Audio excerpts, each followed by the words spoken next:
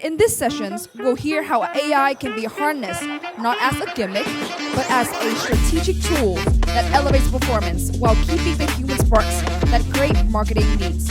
And right now, please join me in welcoming our moderator, Mr. James Fearn, Chief Client and Growth Officer, WPP Media. I would like to invite to the stage our esteemed panelists, Mr. Aros Dyshkant, Regional Head MGID C, Mr. Vikram Country Director JNTL Consumer Health, Ms. Phan Diep, Director of Marketing Communications and Advertising Skills K+, and Ms. Thanh, Chief Marketing Officer of Nestlé Waters Vietnam. Please welcome to the stage. Testing, there we go. Hello everyone. Thank you for joining us, really appreciate it. As you just heard, we're going to be talking about AI, no surprises, and data, but a lot of AI, and how this esteemed panel, which I will introduce you to shortly, are using AI in their businesses to drive real strategic advantage, but doing so in harmony with humanity and not instead of. We've got a really, really good cross-section of perspectives represented by our panel here. So I'm going to introduce them and hopefully not make a mess of it. To my left, we have Tu, who's the Chief Marketing and Sustainability Officer of Nestlé Waters, La Vie. La Vie is a natural mineral water that aims to become the daily regeneration partner for all Vietnamese holistic well-being. To her left, we have Diep, CMO of K+, which is a subsidiary of Canal+, which I'm sure you've all heard of, Canal+ Group in Vietnam. To her left, we have Vikram Vashisht, who's the country director of Kenvue. Kenvue is a $1 billion pure-play consumer health organization that was born out of separation from Johnson & Johnson, and many of those brands, those household brands that you know and love. And lastly, we have Aros Dyshkant, who is the regional head of MGID Southeast Asia. MGID is an ad platform which is all about engaging consumers of news and harnessing that engagement and that trust for enhanced advertiser performance. So net, we have a panel of clients and advertisers, of platform experts, and yours truly representing WPP Media, the agency perspective. I'm going to jump straight in. As I mentioned, I'm from WPP Media, and we've gone to great lengths in recent times to tool our entire business around AI. You know, we've built a consistent global operating system which is powered by AI tools, AI agents, and most importantly and most revolutionarily, a large marketing model, right, which works like a large language model, but basically learns from and trains itself on myriad marketing signals as well as IDs from around the world. We think it's going to be a real game changer. And with that, by way of introduction, I'd also like to ask my panel about how their businesses are using AI in order to drive meaningful long-term impact. And I'm going to start, if I may, with you, Aros. Thank you, James. Hello, everyone. Good to see. Maybe you cannot see me pretty well, but okay. At least you can hear my voice. So I think there are several major directions of AI on the market, right? One is the agent help assistant. Another one is product personalization, and another one is analytics, right? So actually we applied all of three of them. Most of the time personalization and also the agent. So what we do, because we are hard-coded on news media publishers with our always on widget. Because we hard-coded, that's how we receive the data. And because we use GS Pixel across the sales funnel of advertiser pages, any web properties, that's how we track the performance, each click, each purchase intent, each conversion. So that's in a business, our business, that our AI helps to collect this data, and then to our performance prediction algorithm helps to predict which product to show to which consumer on the open web. So if briefly. Thanks, James. And good morning, everyone. So for us, as a consumer company, we are also dabbling with AI at multiple different touch points. The first one, obviously, is where we are using AI as a partner. We have our own version of a ChatGPT, built on ChatGPT for our own employees. So for everyday mundane task of writing an email, to translation, doing small bit of content. So that's the most basic one, to moving towards more creating content at scale and using AI for that. And largely, the third one is working with media houses, publishers, platforms, and understanding how they are using media AI, which can benefit us to optimize our media spends and do better targeting and learn better insights. So in all these three different things, we are getting more and more exposed to AI, and we are on our learning journey as an organization on that front. Hello. So I came from the TV industry and then video on demand platform. So at Canal Plus, you know that Canal Plus is a leading pay TV brand in Europe, but in Vietnam, some technical things is not applied yet, but we try from the group scale to Vietnam scale, some to apply AI in some area. So the first thing is that we do use the AI-driven recognition, content recognition tools like Wild Mocha or WSC, as you may know, to instantly generate the highlight clips from a sport match. And that helps us to open a new revenue stream. It's a digital content monetization. Of course, that's the first step. After that, we also have a team. We use human to refine all of that as well. But instantly generate clips, it's really opened a new world 5 years back. The second area is in the content, pre-acquisition assessment, because we need to produce a new series, or we need to acquire a new series or movie, but we don't know if it can sell well, if we can have more subscription based on that or not. So now, happily, we can use the AI-driven tool to help us to analyze that even before we make the decision to acquire or not. And the last area that we try to also apply the AI is the marketing. We can understand better our consumer journey, their behavior. We spot the trend by using the tools, and also it helps also recommend some tactic or optimization in terms of ROI. So that's it. Thank you. Good morning, everyone. So I'm Tu. I'm from Lavi. So maybe you question how come the water do what things with AI? But actually, for water, from the very low involvement category, we believe that AI can help the consumers and us connect in the seamless and easy way, so they don't have to go extra mile to think. So the two key areas that we think that it purposefully help us in terms of the delivering the brand impact and business impact is number one in terms of the communication. So because if any ads right now nowadays it's quite cluttered environment. So if the water brand coming out to the consumer and say here we are, so they will not give any care. So that's the reason why the AI and data enable us to find the right person, segment them into the group of most unified and actionable groups of target audience. And then from that, it enables us to customize our messages through our own the campaigns. And it plays in the right moments, the right context that the consumer in the most receptive moment. And in our case, for example, that because we believe that each moment of drinking water can become a nature regeneration break for a mental health and also physical health. So we identify all the signals in the stress moment across of the media to place our meaningful reminder that take a moment to drink water and regenerate. And that's really helped us to uplift our brand power and also acquire a lot of new users in the past 3 years.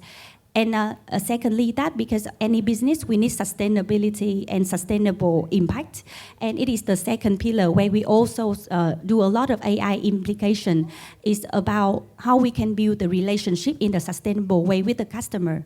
All of the ads not only generate the engagement, but we having the data as the members. And then from that, we start a CRM with the AI to really automate the consumer journey and the experience afterwards. For example, in our platform of Yên Một Chút, when the consumer come in, we know where they come from, what ads they have experienced. So we will customize the message and the journey on that platform for them. So it facilitates the user from the new members, new engagement, until the loyal list. And that's really showcased to us that it brings a significant brand and business impact. Yeah. Well said. Thank you. Let's get more specific. Can I ask, is there a specific example of a time when in your business AI has demonstrably driven a meaningful change or advantage in terms of outcomes, or possibly a time when data and a data insight happened mid-campaign and enabled you to make a successful pivot? Vikram, can I ask that to you, please? Sure. So, thanks, James, for the question. And I certainly do believe we have to use AI to deliver impact versus just buzzword and creating more of glorious campaigns. So we're in business of everyday care as a Kenvue organization, and our job gets us to work closely with thousands of HCPs, influencers across. And one such example is where we used AI to empower over 1,000 HCPs in Vietnam to engage with their, with the mothers, to help them teach on, the early, I would say, issues around motherhood when you're just blessed with a young one. You don't know a lot of these things. So what we created was, we created a microsite for our midwives. And a lot of these midwives are not professional influencers or content creators. And on that microsite, we enabled it to create content which was, of course, branded but sleek and helped them to talk about the journey of motherhood. And that went out, and they posted it on their own platforms, and then that AI enabled them to create that content and then scale it up. So that content went out to thousands of moms and helped us garner close to 20 to 30,000 of earned media, but at the same time created very organic, authentic content which a mother needed in those very early days of her journey of being a mother. So that was one example. The other one is a little more in terms of how we're using AI to build on some of the platform algorithms. So in e-commerce, one of the growing platforms uses volume to drive more traffic onto your pages. And that meant we had to create a lot of content at scale. And as a consumer organization, we don't have that capability. We have big agencies, we have one or two hero contents and few influencer content. But what we did was we took up all this content and fed into machine learning and AI, and almost like a Lego box created over 1,000 content overnight.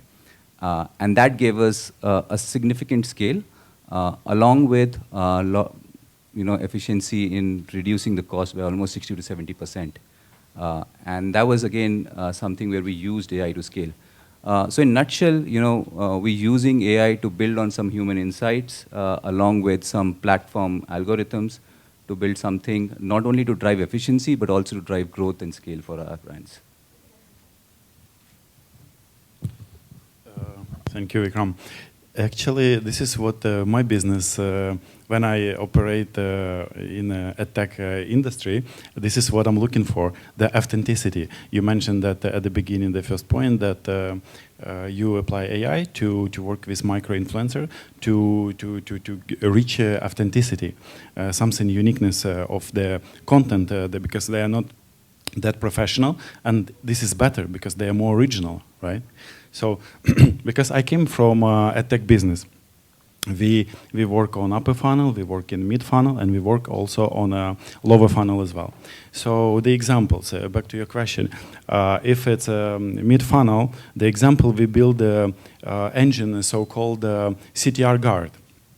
What is CTR guard? The example is that, I will start with example first. We run lately campaign for a home security product in Brazil, and the CTR guard improved 60% of its CTR. So what it does, CTR guard receive information about ad fatigue of your creatives. Sooner or later, ad fatigue will hit. There is no chance. You run in several ad visuals, and ad fatigue will come. But you have campaign for 90 days, for example, right? So it has to be consistent with the CTR and performance. So what the CTR guard does, it receives information when CTR drops 15% or more, and then it automatically creates, this is AI, automatically creates 3 ads similar to the one was performing well. It's automatically compliant with all the regulations and ready to use. But it's still on pause, so the marketer, of course, or the platform still in charge of the whole process, because AI cannot now decide where to spend money without even asking. That's the first point about mid-funnel. The second product we built called CPA Tune. This is for lower funnel, when we already searching for the conversions. So CPA Tune is in a business to avoid just clicks, but to find conversions. So what CPA Tune does, it upweights or downweights the price of each impression that we are buying over there on open web.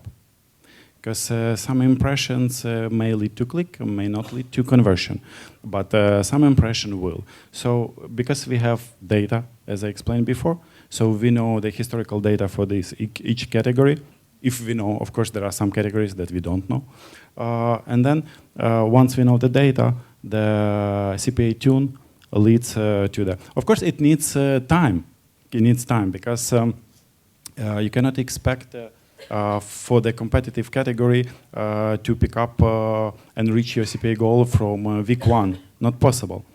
Because I'm quite sure, working with many briefs, that all of these tasks, CPA briefs, they're quite challenging. There is no CPA $100 for most of the consumer categories, right? So it needs time. It will reach near, and then after week 2 or week 3, it will pick up to reach your goal of marketers. Lovely, thank you.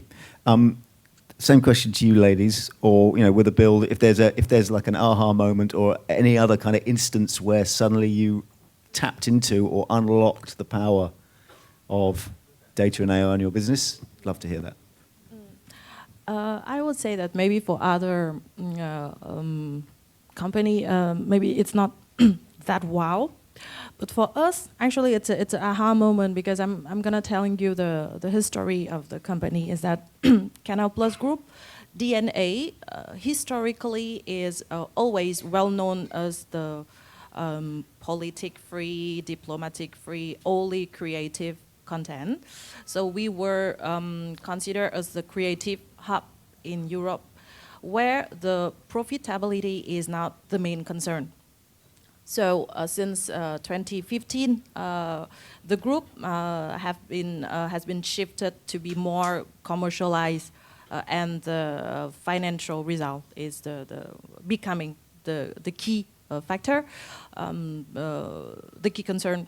And from that moment, we have to really shift from the creative gut feeling to the really data-backed decision making.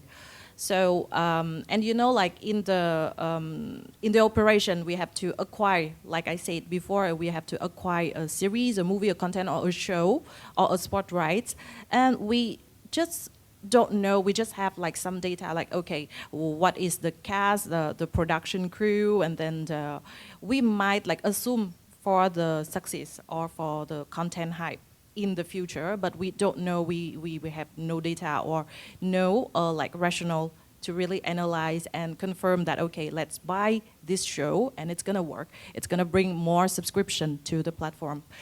And the moment, like 3 years back, at the group level, and also we started applying that in Vietnam, we use the AI-driven social listening tool like Talkwalker, and also in Vietnam, we also work directly with some social listening company to pre-scan the content that we plan to acquire. We assess that. We predict also the content hype and how it can be welcomed by the audience. And also we use, because we have the first party data, so we also use the tools such like Apps Flyer Predictive to really help us to analyze the consumer journey, the consumer behavior when they consume the content on our application. And we spot the trend. We also can analyze, like from the traffic, for example, it comes from YouTube or TikTok, that the people who watch the highlight video will potentially have 50% purchase, like becoming the subscriber. Then based on that, the performance team will reallocate the budget, they will readjust the plan, and target like more accurately the potential customer.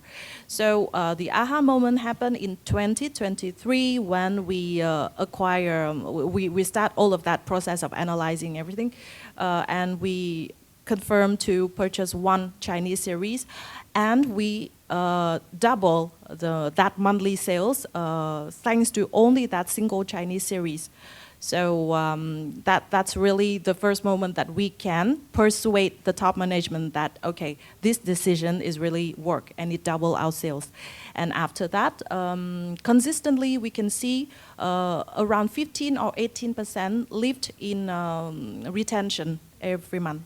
So I think for us, it's something like really make us change our mindset as well, and also can persuade the top management and also the group in the new way to do this business.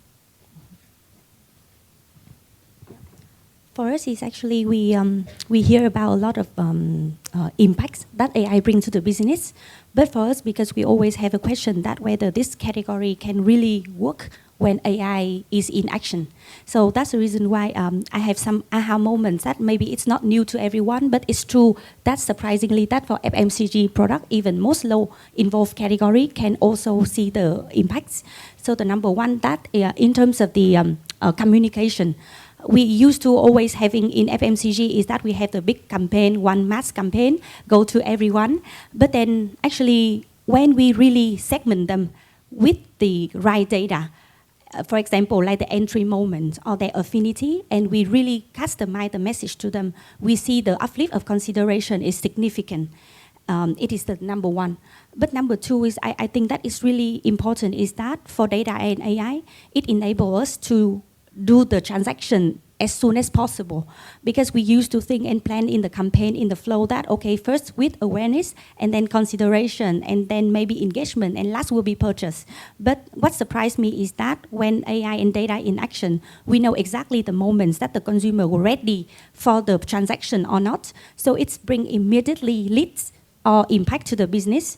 And we see actually in terms of the data that we have and the e-commerce that we have, the direct to consumers, we see the uplift quite significantly when we run with the AI and also all of the customization.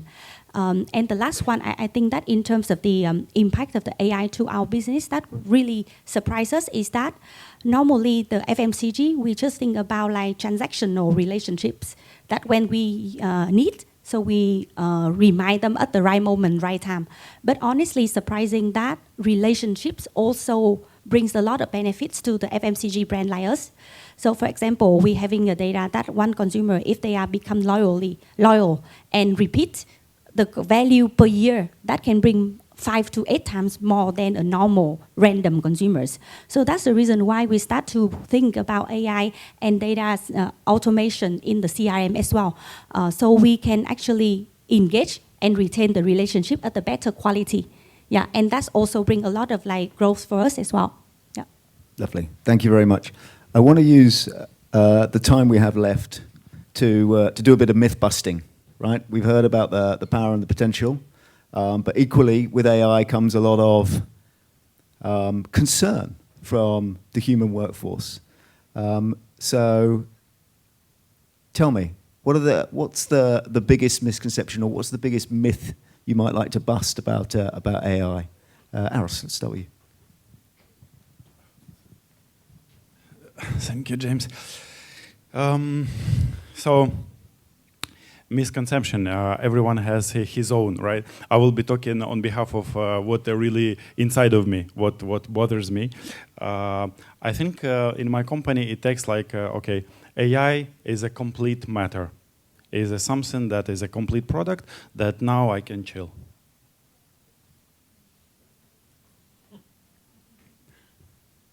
No. Of course, no. So I will be talking on perspective of attack. What is the right approach to use AI? So the first of all is AI is nothing without data. AI is nothing without GS code on your web page. I'm talking to many marketers, and my team is talking, and we still see this another misbelief that is as a result of the first misbelief, is that the pixel will harm my landing page or will harm my web properties. Especially the bigger brand, the bigger concern about that. Of course, there is industry universal method like GTM to make sure of safety of your web property. But still, there is an issue with putting a simple thing to collect the data. This is collect the data. So if we do not collect the data, how we can train AI and how we can rely on an AI? So that's the first misconception. Second is the cost. The cost as a task, CPA cost. We can give, if we think that AI can give us 80 cents or 50 cents cost per sale, good luck. We cannot do that. We cannot do that. AI cannot do that. I would like to see where it can bring the result. So, and the third one, maybe I was mentioning this briefly, is the time. So, and the basically budget that allocated for this time.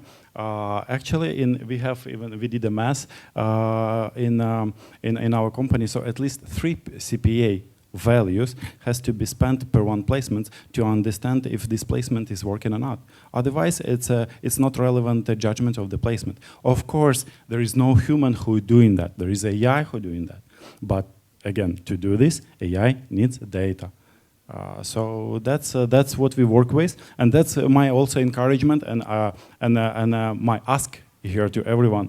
When we're thinking about AI, let's think about the collecting of the data, which is simply as putting tracking of your partner to, if you trust to work with the partner, trust to apply the tracking. As simple as that. Thank you. Vikram, would you like to build? Yeah. So I think one big misconception is, which people have, is that AI is basically going to replace me or replace my job, or it can survive without human intervention. And on that front, I truly believe that it's not going to be the case. A simple example on this is the kind of biases today that AI has. If you do a GPT chat on one phone versus on other, you'll see the kind of answers are all supporting a very positive bias towards what you are feeding AI.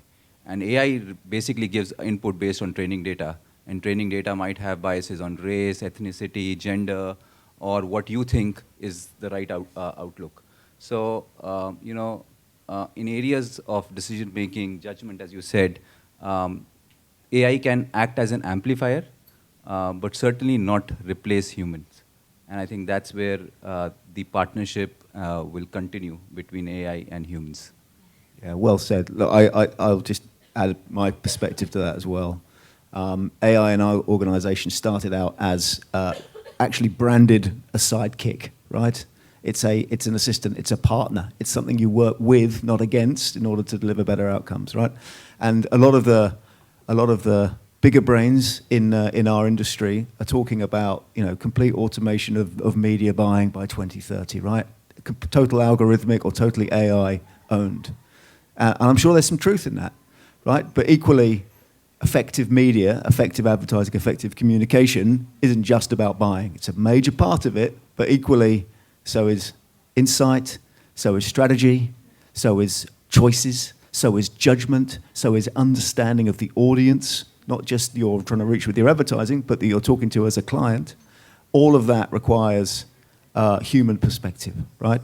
So the net of all of that, I think, is not about replacement, or there may be some replacement of certain tasks, but the human energy will then be refocused and recalibrated against different tasks in that process, right?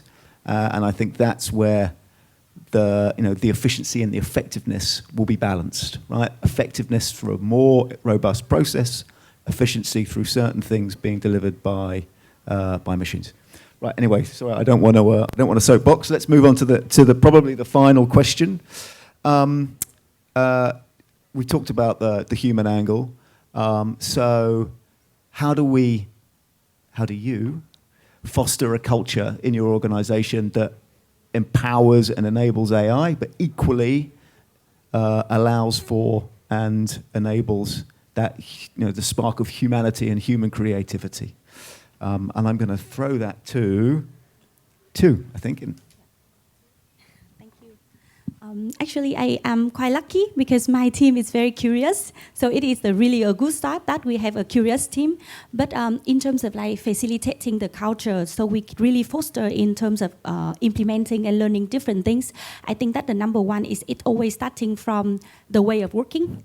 So normally that we just take AI as a nice to have in a normal previous way of working. But nowadays it's become a step that we need to ask ourselves in all of the planning in order to see that whether we are having use of the relevant AI tool and updated AI tool in our process or not, or in our plan or not. So number one is in terms of the process, we added it as an official step that we can validate.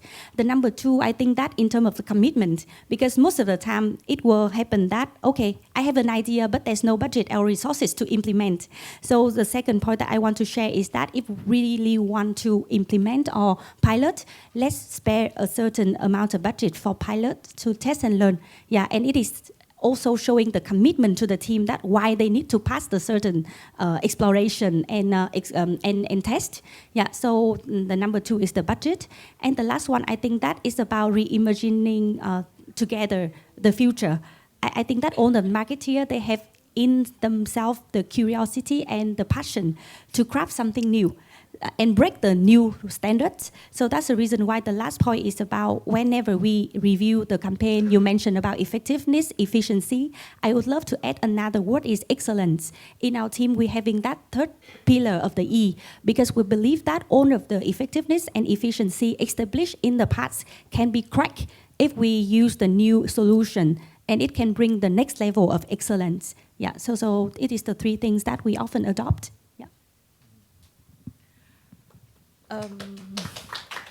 Okay, I think I have 2 more minutes. So I just share our own practice because we just applied that 3 years back with the group, but we try to keep the creativity, which is the DNA of the group in our industry. So that's why when it is the moment we are learning about AI is also learning about us, let's treat it like a dating phase. Set the boundary, don't let us become dependent on them. So that's why we let AI handle everything related to the targeting, analyzing data, understanding more deeply about the consumer. But in terms of creativity, storytelling, so we keep it on our own. And all the brainstorming, everything, that's the rule in our company is that we need to do that among us. So we keep that with us. So let's humanize the AI. That's actually a really nice, a really nice phrase to finish on. I think we are out of time. We're getting the not very AI bored. So look, I think myriad use cases there. Equally, some common problems being tackled in different ways. I think many of us are around for the rest of the afternoon, so if you want to ask us any further questions, then the panel don't know I'm offering them for this, but if you want to ask us further questions, please do. Otherwise, it remains to say thank you to the panelists for a very interesting conversation. Thank you, the audience, and that's us. Thank you.